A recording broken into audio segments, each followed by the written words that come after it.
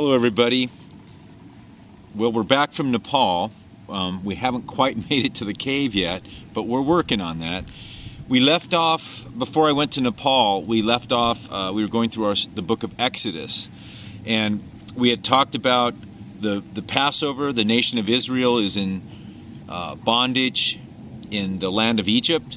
And God has raised up Moses, spoke to him through a burning bush, and told him that he was going to be the one to let the people go, to go tell Pharaoh to let the people go.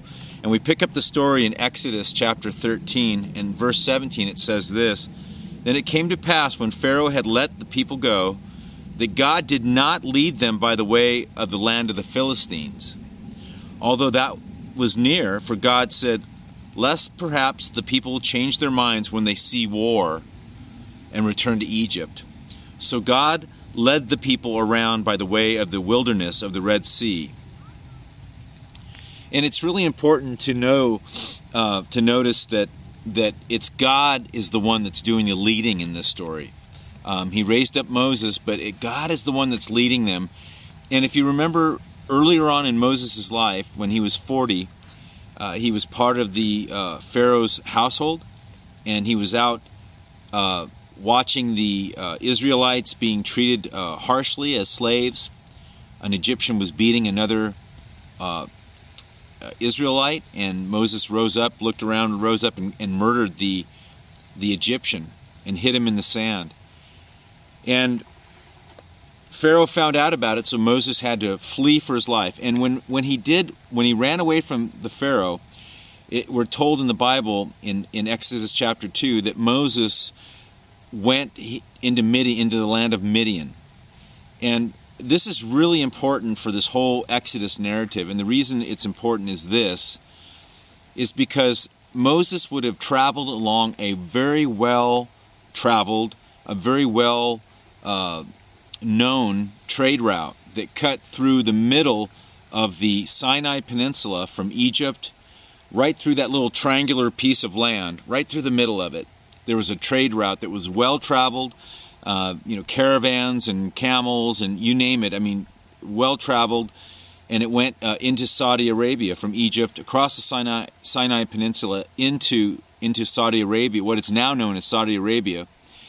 And it would have just come in above the top of the northern part of the Gulf of Aqaba. So this would have been the route that Moses would have gone when he was fleeing for his life from Pharaoh. Now, all of you have looked in your map section of your Bibles, and it's always pointed out that Moses, when he did all this, he went down into the Sinai Peninsula and stuff. And I don't believe that's correct.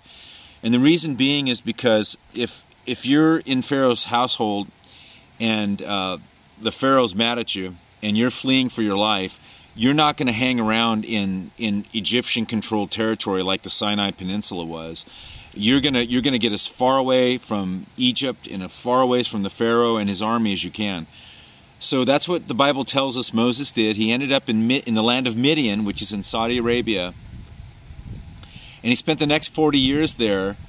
God was teaching him how to become a shepherd, and how to prepare him for this divine moment.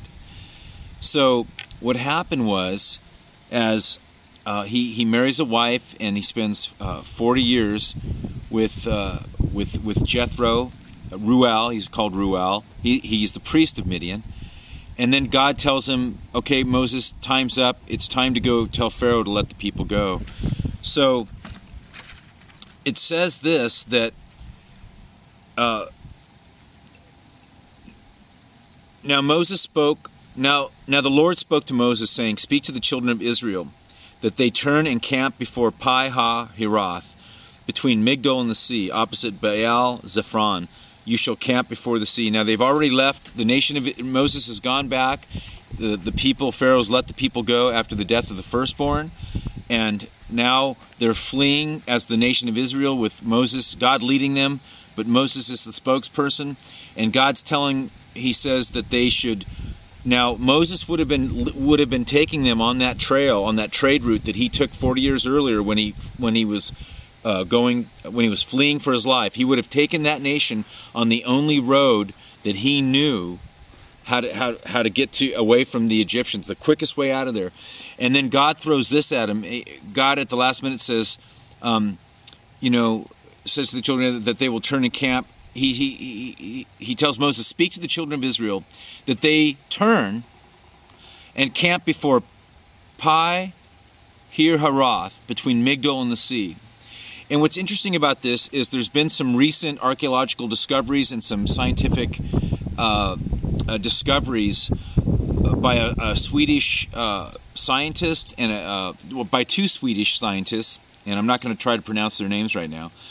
But what they've discovered is that because they took the Bible literally, and it does say, even Paul says that Moses took the children of Israel into Arabia, and that's where the mountain of God was, Mount Horeb or Mount Sinai. Now, I know a lot of you are going to protest and say, no, my Bible map says that it's Mount Sinai in the Sinai Peninsula. Nobody knows for sure, but the research that's coming out looks like it was the mountain of God was Mount Horeb, which it's always also called by the name Horeb or Mount Sinai.